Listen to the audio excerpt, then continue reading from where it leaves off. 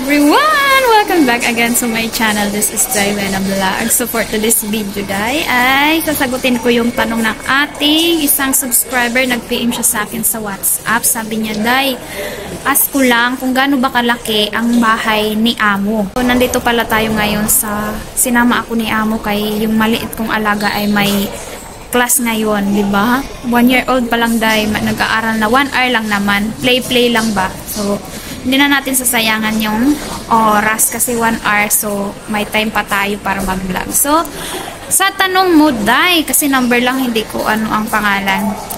Kung gaano daw kalaki ang mga bahay ng mga employer dito sa Hong Kong. So, ang sabi ko sa kanya, kadalasan talaga, halos, hindi naman lahat, share room, ganyan. Kasi maliliit lang naman ang bahay dito, Day. Tulad sa amin, yung una na, kasi nakatatlong lipat na kami ng bahay eh. Sa bahay ni, lalo na pag may mga lulot lola kayo, maliit lang talaga yung bahay, Day. So, sa unang tinirhan namin, 2 room lang, doon sa maglolo, ay sa mag-asawang matatanda, at doon sa room ng amo ko. So, kung gaano kalaki ang double bed, dalawahin lang yan. 2 ganyang size lang ang isang room. So, kaya alam nyo yung mga bahay dito is save space talaga sila. Kumbaga, yung room ko nga ngayon, nilagyan din ng cabinet dun sa ilalim. Kaya, kasi pag may 4 season tayo dito, winter, spring, autumn, and summer. So, pag winter, Day, pag summer na, ang mga winter clothes ay nilalagay, kailangan itago. So, kailangan ng space. So, ang mga room ng mga helper dito ay karamihan, kadalasan, ay maliliit lang talaga. Yung iba nga ay parang kabaong na style. Ako, lucky na ako kasi kahit papaano, kahit yung room ko, ang size is kung gaano kalaki yung single bed, yun lang din yung room ko. Pero okay na yun kasi may sarili akong room. Pero nung unang dating ko nga dito, doon sa bahay ng nakatira pa kami sa bahay ng magulang ng amo kong babae. Yung room ko is, yung pinakahigaan ko is nasa sala. Nilagyan lang, bumili lang sila amo ng bed na meron ng cabinet sa ilalim. Then, nilagyan lang ng kortina. Then, ang katabi ko na nun ay mesa. Ganon kalaki. Kasi sa room ng matatanda, andun yung bed nila at yung crib ng alaga ko. Yung sa room ng mag-asawa, yung mag-asawa lang din yung kasya. Kasi andun din yung mga cabinet. Ganun lang kalaki. So, hindi nga nila mailagay yung crib sa room ng mag-asawa. So, kailangan ilagay doon sa room ng nung mag-asawang matatanda. Kasi maliit lang yung space. So, parang condo size lang siya, Day. Yung kusina, super liit lang din. Kumbaga, yung 2 tao, tama lang na magkasya, yung ganyan. Kaya,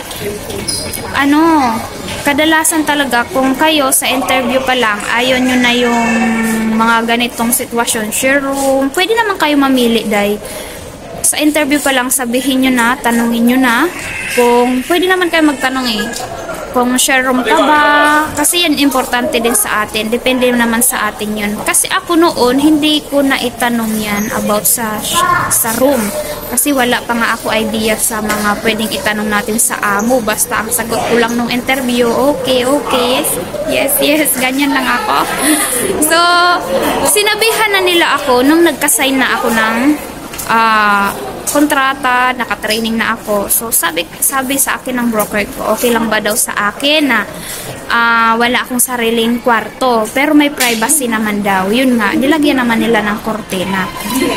Then, nung lumipat kami ng Tinshuway, Day, ayun, doon kasi isang room lang, bali 2 room lang din, doon sa room ng mag-asawa, hindi rin mailagay yung crib ng bata. So, sila lang din 2 doon mag-asawa sa room nila kasi maliit lang talaga. Then, doon sa isang room, ang bed ko, then yung kabilang side is yung crib ng alaga ko. Maliit lang space lang din, maliit lang space na ang isang room na yon. So, ang ginawa din doon, yung room ko is andun pa rin yung kortina, nakakortina pa rin. So, ang tanong ni Inday, makakapagpahinga ka pa rin ba? Kasi, syempre, labas-pasok yung mama. Nakakapagpahinga rin naman ako kasi medyo late naman na tayo nakakapagpahinga eh. Ka rin makakastay sa room mo kasi marami ka namang gagawin. So, sa gabi, ang nangyayari naman sa gabi, alas 10, yan, pahinga. So, that time, tulog na rin yung, yung alaga mo. Then, ang maganda lang sa akin, kahit share room kami nun, hindi ako ang natayo kung nagigising ang alaga ko. So, ang pinto ng room namin is open lang siya. Para, ang room din nila amo ay open lang din yung pinto para pag naiyak yung alaga ko, sila yung natakbo para alagaan. Hindi na nila ako ginigising. So, importante yan. So, pwede nyo na din itanong yan kung halimbawa, kung share room ka, kung newborn ang alaga mo, sino ang gigising? Si amo mo ba o ikaw? Ganon. So, ako, ino-observe ko lang noon that time.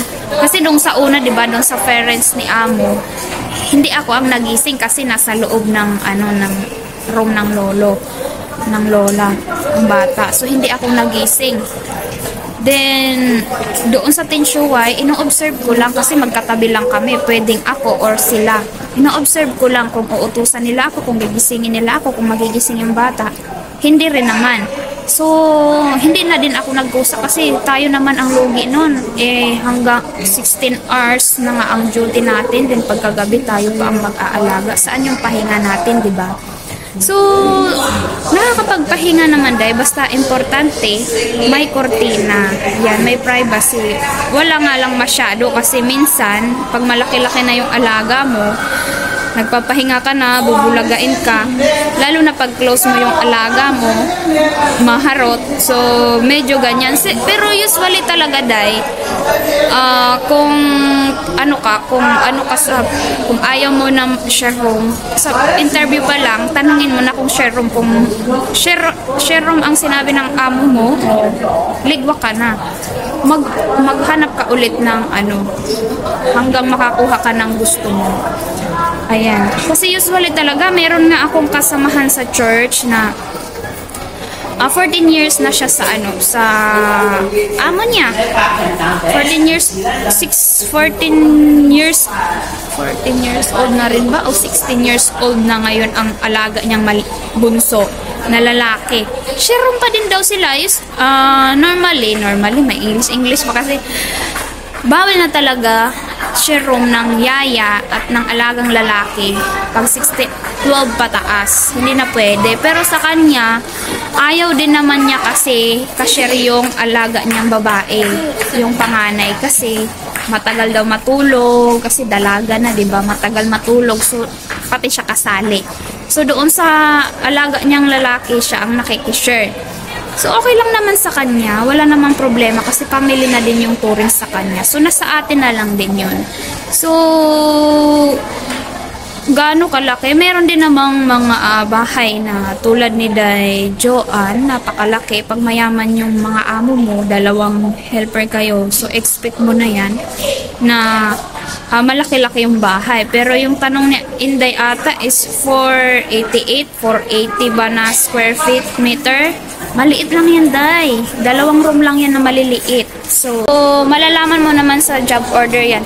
Sa bahay ni amo noon, ay sa 4 na pala kami nung nakalipat ng bahay, Day. Nung nag-Tinshuway kami, nangupahan kami ng bahay. Maliliit lang din, as in maliliit lang din yung room. Hindi rin, isang bed lang as in yung mailalagay din yung mga jurabox na ganyan lang. Hindi malalagay yung cribs. Ganun lang. So, napakaliit lang, Day. Pero sabihin na natin maliit, pero bakit non-stop ang work? Diba? Imagine ninyo. Pag in-imagine mo dyan sa Pinas, hindi mo pa na-try. Mabilis lang kasi maliit lang yung room. Ganyan. Pero ewan ko ba, pag nandito ka na, Day, parang non-stop kasi nga, yung iba, naririnig ko kasi hindi ko pa naman na-try yung mag-work sa Middle East, diba? Sabi nila, maliit lang space, mabilis lang yan linisan. Oo, mabilis lang kung paglilinis lang yung trabaho mo. Oo, kung focus ka lang doon sa sa paglilinis, 'di ba? Sabi nga doon, may nag-comment nga din noon na masubukan nyo ang Middle East. Tingnan lang natin, sabi. Pero ewan ko lang, try nyo din dito. Kasi pag in-imagine mo nga, ay maliit lang yung bahay, mabilis lang linisan. Pero ewan ko ba, kasi dito, pag, nung isa pa lang alaga ko, day, oo, kulang sa trabaho, pero hindi ka pwedeng bakante kasi nagagalit yung amo ko pag nabakante ka. So, kailangan mo tipirin. Pero pag dalawa na alaga mo, ay nako, doon mo lang masasabi na, oh my God. Pag dalawa na alaga mo. So, ayan lamang for today's video, day. Don't forget like and subscribe my channel. See you next vlog. Bye-bye.